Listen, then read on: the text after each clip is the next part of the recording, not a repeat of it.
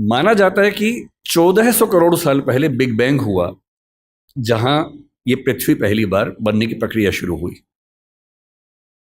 450 करोड़ साल पहले पहली बार जीवन अस्तित्व में आया, अमीबा आया। उसके बाद लंबे समय तक खूब घटनाक्रम होते गए।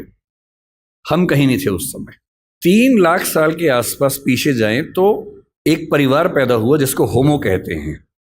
होमो का मतलब हमारा परिवार। उस होमो परिवार में एक हम हैं, होमो सेपियंस, क्योंकि हम होमो परिवार में सेपियंस नाम की शाखा हैं। उस परिवार में और भी शाखाएं थी। निएंडरथल एक बहुत प्रसिद्ध, आपने नाम सुना होगा। ऑस्ट्रेलोपिथेकस का नाम सुना होगा। होमो इरेक्टस का नाम सुना होगा। ये सारे के सारे वो जीव थे जो होमो सेपियंस के आमने सामने जिंदा थे और संघर्ष में थे। चुनौती ये थी कि अंत में इनमें से कौन जीतेगा। ये व्यावहारिक तौर पर संभव नहीं था कि ये सारे साथ साथ चल सके। ये बात सुनने में अच्छी लगती है कि सब साथ साथ चले, पर इवोल्यूशन की हिस्ट्री में बहुत व्यावहारिक नहीं होता है। एक सवाल यह भी था कि होमो परिवार का कोई प्राणी क्या चिंपैंजी को, बंदर को, इन सबको हरा पाएगा, क्योंकि उस समय तक ये सारी स्पीशीज लगभग बराबर संघर्ष में चल रही थी। आज से 70,000 साल पहले तक ये सब यूं ही चल रहा था और फिर एक घटना घटी। उस घटना को सेपियंस किताब के लेखक ने, जिनका नाम युवाल नोआ हरारी है, उन्होंने संज्ञानात्मक क्रांति या कॉग्निटिव रिवॉल्यूशन का नाम दिया।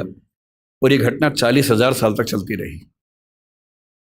और इस बात पर बड़ा गहरा विचार किया कि क्या वजह थी कि होमो सेपियंस जिंदा रहा, निएंडरथल मर गया। हम मानते हैं कि निएंडरथल वो है जो यूरोप की आज की जो स्पीशीज है उसका पूर्वज था। ऑस्ट्रेलोपिथेकस मर गया, इरेक्टस मर गया, और जितने परिवार के जंतु थे वो सब मर गए। और होमो सेपियंस इन सबसे कमजोर होने के बावजूद बच गया और इतना सफल भी हो गया। निएंडरथल के बारे में उसने लिखा कि अगर आमने सामने आ जाएं तो निएंडरथल होमो सेपियंस को मार मार के अधमरा कर सकता था। वो इतना ताकतवर था। उसके बाद भी खत्म हो गया। क्यों खत्म हो गया? और तब आता है वो सिद्धांत जो आज की इस डिस्कशन की शुरुआत का बिंदु है। होमो सेपियंस इसलिए जिंदा रहा क्योंकि उसके पास भाषा की क्षमता थी। भाषा की क्षमता बाकियों के पास भी थी, चिंपैंजी के पास भी है, बंदर के पास भी है, पर बंदरों पर खूब प्रयोग हुए। बंदर हो, अन्य स्पीशीज हो, तोता हमसे ज्यादा ध्वनियां बोल सकता है, हमसे ज्यादा। इसके बाद भी तोता सफल नहीं हो पाया क्योंकि वो उतना सोच नहीं पाता है। चिंपैंजी की भाषा, बंदर की भाषा, निएंडरथल की भाषा सीमित भाषाएं थी। वो एक आवाज में पूरा एक वाक्य बोलते थे, और ऐसे प्रयोग आज भी होते हैं। अगर आप जंगलों की आवाजें सुनेंगे तो बंदरों की एक आवाज का मतलब एक पूरा सेंटेंस होता है। जैसे एक आवाज का मतलब है कि शेर आया, जैसे एक बंदर आवाज निकालेगा सारे बंदर पेड़ पर चढ़ जाएंगे। फिर दूसरी आवाज का मतलब होगा शेर चला गया, वो सुन के सब उतर जाएंगे नीचे। भाषा वैज्ञानिकों ने वो आवाजें रिकॉर्ड कर ली और एक बार अच्छे म्यूजिक सिस्टम से एक जंगल में जाके आवाज प्ले कर दी, शेर आया। और वो आवाज सुनते सारे बंदर पेड़ के ऊपर चढ़ गए और फिर आपस में देख रहे थे किसने बोला। और 10-15 मिनट के बाद दूसरी आवाज प्ले की, शेर चला गया, सारे बंदर नीचे उतर गए। एक आवाज, एक वाक्य। इंसान की भाषा की सबसे बड़ी खूबसूरती यह है कि वो डिस्क्रीट भाषा है, विविक्त भाषा है, जिसका मतलब यह है कुछ 25-30 ध्वनियों से, 50 ध्वनियों से हम अरबों शब्द बना सकते हैं और अरबों शब्दों से खरबों वाक्य बना सकते हैं।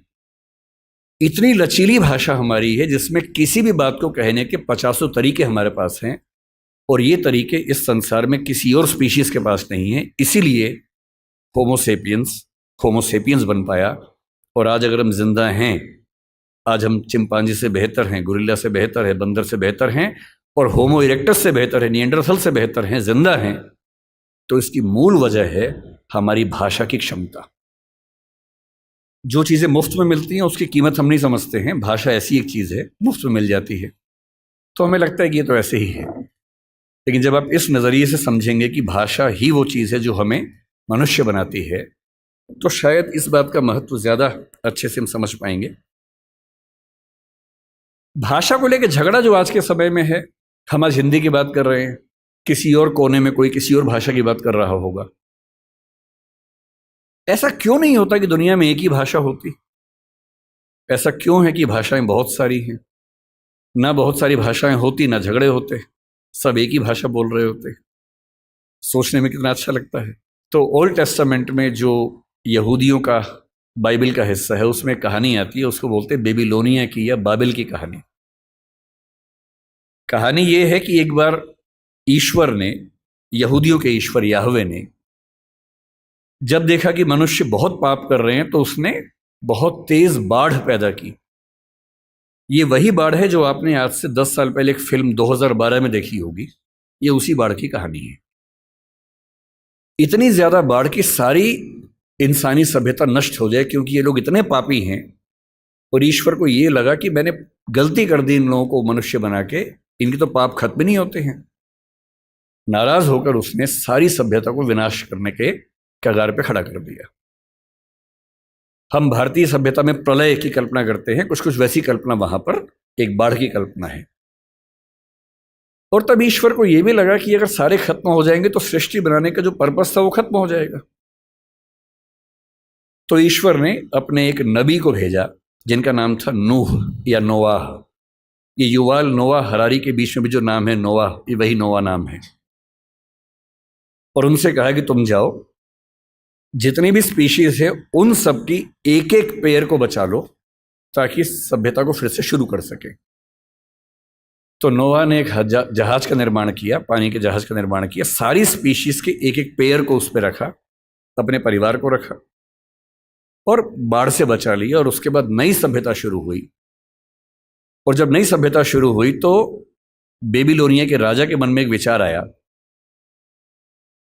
कि अगर हम एक इतनी ऊंची मीनार बना लें कि किसी भी बाढ़ में हम डूबे ही नहीं, तो चिंता खत्म हो जाएगी।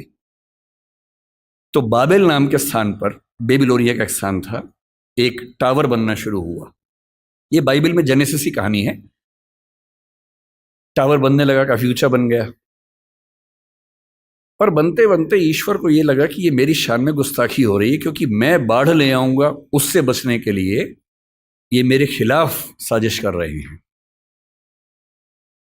तो ईश्वर ने क्या किया, एक कमाल कर दिया।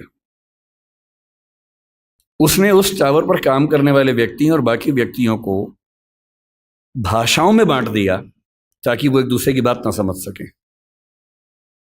और एक कहानी चलती है कि अगर आप चाहते हैं कि सारे मनुष्य एक ना हो, तो उनको भाषाओं में बांट दीजिए। और उसके बाद से आज तक सारे मनुष्य आपस में झगड़ा कर रहे हैं। ये कहानी ऐतिहासिक रूप से कितनी सही है मुझे नहीं पता, मिथक है, धर्म की बात है, पर ऐसी कहानियां किसी कंसेप्ट को समझने के लिए बहुत काम की कहानियां होती हैं। और जब मैं भाषा के प्रश्न को देखता हूं तो मैं दो नजरियों से देखना पसंद करता हूं। पहली बात, भाषा वो है जो हमें मनुष्य बनाती है। और इस संसार में जहां 3 ट्रिलियन या 1 ट्रिलियन स्पीशीज संघर्ष करती हैं, उनमें हमें सबसे ज्यादा मजबूत बनाती है। और दूसरा, भाषा वो संरचना है जो दुनिया को बांटती है, और क्योंकि बांटती है तो बहुत सारे संघर्षों को जन्म देती है। लोग कहते हैं कि धर्म बहुत ताकतवर है, जाति बहुत ताकतवर है। मेरी नजरिए में भाषा सबसे ताकतवर है।